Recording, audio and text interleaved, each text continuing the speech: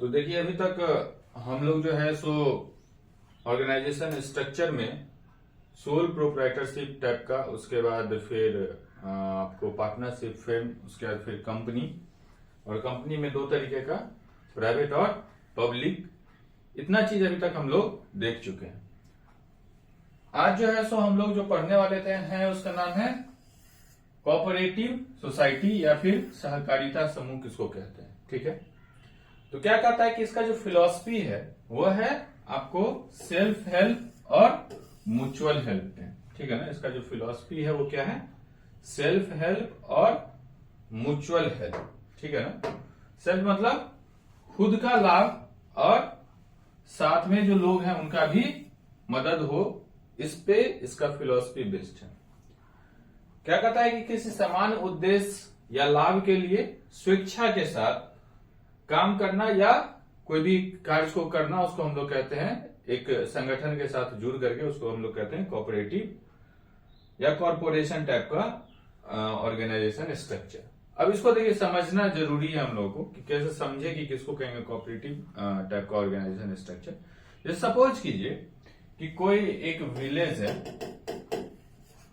ठीक है ना, और उस विलेज में ए से लेकर के जेड तक ये अलग अलग नाम का फार्मर्स रहता है। ठीक है ना, मतलब कितना हो गया, 26 ठो। 26 को कौन रहता है, तो किसान रहता है। अब ये जो अपना एक्टिविटी करता है इरिगेशन का या डेयरी का या कोई भी सारी एक्टिविटी जो करता है, तो उसमें समस्या इसके साथ क्या है कि हर बार नया फसल लगाने से पहले जो है सो उसको जो मनी लेंडर है उससे पैसा लेना पड़ता है। ठीक, या फिर और भी कोई काम है तो उसके लिए मनी लेंडर से पैसा लेना पड़ता है बहुत ज्यादा ब्याज दर पे। और भी कोई सामान खरीदना हो या कुछ भी तरीके का कोई चीज हो, कोई फाइनेंशियल हेल्प अगर लेना है तो मनी लेंडर से पैसा लेना पड़ता है। तो ये 2600 किसान जो है वो क्या सोचता है कि इसमें से मान लीजिए एक दो लोग सोचा कि हम लोग 2600 लोग मिल करके एक क्या बनाए, तो एक संगठन बनाए, एक ऑर्गेनाइजेशन बनाए। ठीक, और हम लोग हर बार हम लोग सब आदमी मिल करके क्या करें, तो 1,000 रुपया जमा करें।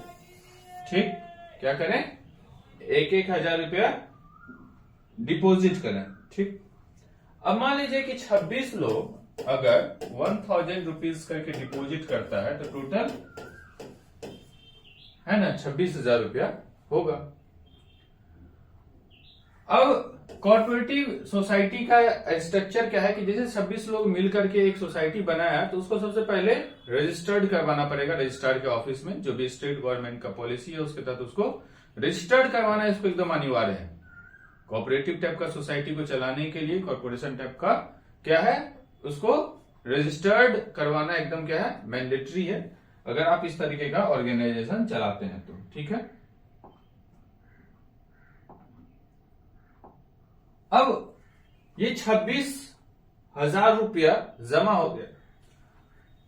अब क्या है कि इसमें से मान लीजिए किसी एक किसान को जरूरत पड़ेगा 10,000 रुपया का, तो वो क्या कर सकता है कि इससे अब किसी मनी लेंडर से लेने की जरूरत नहीं है, इसी से 10,000 रुपया ले लिया, और इस पे उसको मान लीजिए कि मनी लेंडर जो है बहुत ज्यादा ब्याज देता है, तो ये जो है सो 9% या 10% पे एवरेज जो बैंक का रेट है, गवर्नमेंट का रेट है, उस रेट पे इससे ब्याज उठा लिया। ठीक, ब्याज पे पैसा उठा लिया, उसका धीरे धीरे करके इसको फिर वापिस कर दिया।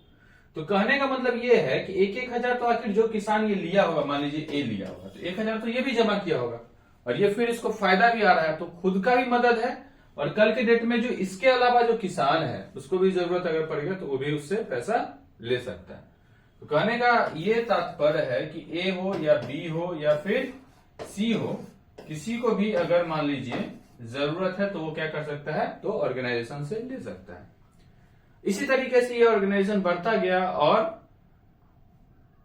आपको जो विलेज जो बैंक्स है उसमें तब्दील हो गया, और बहुत सारा इसमें काम है। ठीक है, बहुत सारा तरीके का जो है सो सेल्फ हेल्प और म्यूचुअल हेल्प के आधार पे जो कोऑपरेटिव सोसाइटी है उसका जो है सो विकास हुआ। ठीक है, इसका सबसे बड़ा उदाहरण आज के डेट में इफ्को है, जो एक बहुत बड़ा जो है सो ऑर्गेनाइजेशन है जो बीज और आपको यूरिया ये सब खाद जो है सो सप्लाई करती है। खैर, हम लोग देखते हैं कि इसका मेन फीचर्स क्या है। देखिए, इसमें स्वैच्छिक संगठन है, मतलब कोई ऐसा कुछ नहीं है कि कोई एम्प्लॉय हायर कर रहे हैं, इस तरीके का कुछ नहीं है। मतलब साथ में आके लोग जो है सो सोसाइटी के लिए काम कर रहे हैं। तो ये जो संगठन है वो कैसा है, वॉलंटरी टाइप का ऑर्गेनाइजेशन। उसके बाद इसका मैनेजमेंट भी क्या है कि वही मेंबर में से कोई आदमी उसका जो है सो अध्यक्ष होगा। हर मेंबर को एक वोट इलेक्ट करने का पावर है। तो डेमोक्रेटिक मैनेजमेंट है। जैसे आम चुनाव कैसे होता है, तो वैसे उसका भी एक आम सभा में चुनाव होता है कि हमारा जो अध्यक्ष है वो ये रहेगा और वही मैनेज करता है सब चीजों को। तो डेमोक्रेटिक कोई व्यक्ति विशेष का नहीं, किसी ने स्टेबल किया, ऐसा कुछ नहीं है। जो मैनेजमेंट है वो कैसा है, डेमोक्रेटिक है। सर्विस मोटिव है, मतलब मकसद क्या है कि सेवा करना, सेवा भाव से लोग इसमें जुड़ते हैं। उसके बाद कैपिटल और रिटर्न का थ्योरम है, मतलब वही बता रहे थे अभी, जैसे कि एक आदमी अगर लेगा तो फिर वो पैसा देगा तो कैपिटल धीरे धीरे क्या होगा, बढ़ता जाएगा कि 10% जो ब्याज आएगा वो क्या होगा, जमा होगा। तो अगले बार जो है सो अगर 1 साल के लिया है तो 26,000 का 10% है 2600 रुपया। तो अब जो कैपिटल हो गया संगठन के पास वो 26,000 प्लस 2600 रुपया। तो इस तरीके से ये जो कैपिटल है या फिर कुछ एक्सपेंस हो रहा है तो एक्सपेंस खर्चा होगा और फिर बाद में फाइनली कैपिटल जो है वो बढ़ता रहेगा। प्लस इसमें सेल्स के लिए भी है और भी बहुत सारा चीज है जिसके लिए कोऑपरेटिव सोसाइटी काम करता है। अब मैं बेसिक्स आपको बता रहा हूं। कैपिटल और रिटर्न का थ्योरम बताया आपको।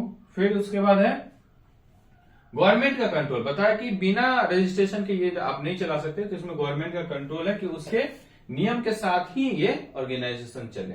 उसका डिस्ट्रीब्यूशन ऑफ सरप्लस, जैसे मान लीजिए कोई चीज बहुत ज्यादा हो गया किसी के पास, कोई ऐसा भी मेंबर है जिसके पास कोई प्रोडक्ट बहुत ज्यादा हो गया, कोई भी ग्रेन्स ही ज्यादा हो गया, तो क्या करेगा, सबको क्या करेगा, डिस्ट्रीब्यूट कर सकता है। तो जो भी सरप्लस चीज है उसको बंटवारा किया जा सकता है। ये सब इसका फीचर्स है। उसका एडवांटेज क्या है कि आसान है संगठन बनाना, अपने लेवल पे बनाना है तो इजिली जो है सो बना सकते हैं। लिमिटेड लायबिलिटी, कोई इसमें लायबिलिटी नहीं, कोई ऐसा कुछ प्लांट लगा नहीं रहे, कुछ भी लगा नहीं रहे, तो लायबिलिटीज क्या है, एकदम लिमिटेड है। उसके बाद परपेचुअल एग्जिस्टेंस, ऐसा कुछ नहीं है कि एक अध्यक्ष जो था या फिर जो सेक्रेटरी था वो है तो ठीक है, नहीं तो नहीं चलेगा, ऐसा कुछ नहीं है। ये क्या है, रोटेशनल पोस्ट है। और प्लस रोटेशनल नहीं क्या है, आप इलेक्ट होने वाला डेमोक्रेटिक पोस्ट है। तो अगर वो नहीं भी है तो परपेचुअल एग्जिस्टेंस है, मतलब एक के बाद दूसरा कोई उसका सेक्रेटरी होगा और ये ऑर्गेनाइजेशन चलता जाएगा। उसके बाद है सोशल सर्विसेज का भाव क्या है, सेवा का भाव है, मतलब समाज के सेवा के लिए है। उसके बाद ओपन मेंबरशिप, कोई भी जो आदमी उसके लिए एलिजिबल होगा वो उसका मेंबर हो सकता है। तो ये सब इसका एडवांटेज था। कुछ इसका और एडवांटेज ये है कि टैक्स में आपको बचत होगा, क्योंकि कोऑपरेटिव टाइप का सोसाइटी है तो टैक्स उसको कम बियर करना पड़ेगा। उसके बाद स्टेट का भी, राज्य का भी कभी कभी अनुदान आ जाता है कि भाई जैसे मान लीजिए कोई किसी कोऑपरेटिव सोसाइटी को कोई ट्रैक्टर खरीदना है, अब उसके पास पैसा नहीं उतना, तो राज्य सरकार उसको 50%, 40% उस सोसाइटी को अनुदान देती है और पैसा अपना को, जैसे 1 लाख रुपया का मान लीजिए कोई एग्रीकल्चर का टूल्स ही खरीदना है जिसकी कीमत 1 लाख रुपीज है, तो अगर 40% इसको अनुदान स्टेट गवर्नमेंट देती है तो मतलब उसको सोसाइटी को अब कितना देना पड़ेगा, 60,000 रुपया ही। तो सोसाइटी अगर 60,000 रुपया देता है तो वो समान हो जाएगा और फिर उसका यूज जितना भी लोग उससे जुड़े हैं वो सारे लोग कर सकते हैं। तो ये खुद का भी मदद है और दूसरों का भी मदद है। तो स्टेट का असिस्टेंस, मतलब सहायता मिलता रहता है। उसका डेमोक्रेटिक मैनेजमेंट तो बताएं आपको कि लोकतांत्रिक रूप से हर मेंबर को एक वोट देने का अधिकार है और वो अपना जो रिप्रेजेंटेटिव है उसको इलेक्ट कर सकता है।